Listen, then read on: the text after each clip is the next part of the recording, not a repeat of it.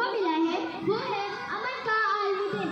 हर एक हाथ में हथियार हो जहाँ, हर एक हाथ में हथियार हो जहाँ, वहाँ कलम से मुझे इनकलाब दिलाना है।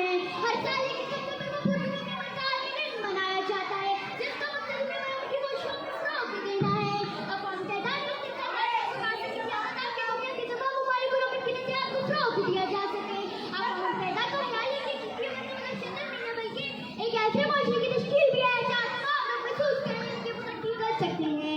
एक ऐसी दुनिया बनाने के लिए जहाँ हर किसी के साथ यकसा सलूक किया जाए, हो इसके साथ कुछ भी हो।